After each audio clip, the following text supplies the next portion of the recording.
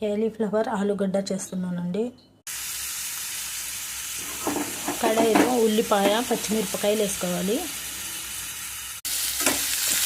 చక్కగా వేయించాలండి దాన్ని. బ్రౌన్ అయ్యాక అదరక లసన్ పేస్ట్ వేయాలి. అల్లం ఎల్లిగడ్డ పేస్ట్ వేయాలండి దాంట్లో. బంగాళదుంప క్యాలీఫ్లవర్ చక్కగా కడుక్కోవాలండి, శుభ్రంగా కడుక్కోవాలి. కొద్దిగా ఉప్పు వేసి కడిగితే మరీ మంచిది. ఉల్లిపాయ పచ్చిమిరపకాయలు అల్లం ఎల్లిగడ్డ పేస్ట్లోనే టమాటాలు వేసుకోవాలి. కొద్దిగా చక్కగా కలపాలంటే ఇప్పుడు దాంట్లోనే మసాలాలు వేయాలండి. మొత్తం మసాలాలు వేయాలి దాంట్లో. చూడండి, పసుపు వేసానండి.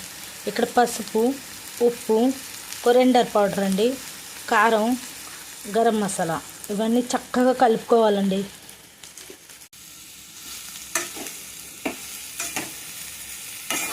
ఇప్పుడు దీంట్లో ఫ్లవర్, బంగాళాదుంప రెండు వేసేయాలండి.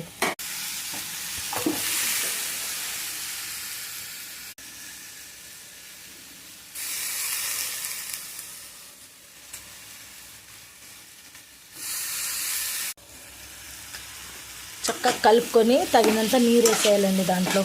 దానికి సరిపడా కొద్దిగా నీరు వేసేయాలి. అంటే వడకాలి కదండి, అది వడుకుతే బాగుంటుంది. వడకకుంటే తినలేమండి మనం. కొద్దిగా నీళ్ళు పోయాలండి. మనం రసం చేసుకోవాలంటే కొద్దిగా ఎక్కువ పోయాలి, రసం లేదంటే కొద్దిగా తక్కువగానే పోయాలండి. ఇప్పుడు కొద్దిగా నీళ్ళు పోసి ఉంచామండి. ఇప్పుడు ఉడికినాక ఒక 2 నిమిషాల ముందు కొత్తిమీర వేసి దాంట్లో ఉంచేసేయాలండి. తాజా బంగాళదుంప ఫ్లవర్ కర్రీ రెడీ. కొద్దిగా పచ్చి కొబ్బరి వేయించి లవంగాలు వేసానండి. లవంగాలు వేసి దాని దగ్గర మిక్సర్ చేశాను.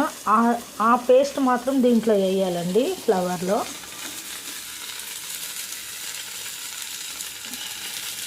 చక్కగా కలుపుకోవాలండి. దాన్ని గంటితో కలపాలండి. ఇప్పుడు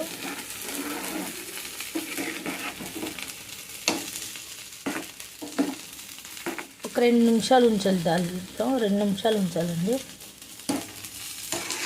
నూనె మొత్తం పైకి వచ్చేస్తుంది 2 నిమిషాలు ఉంచిన తర్వాత.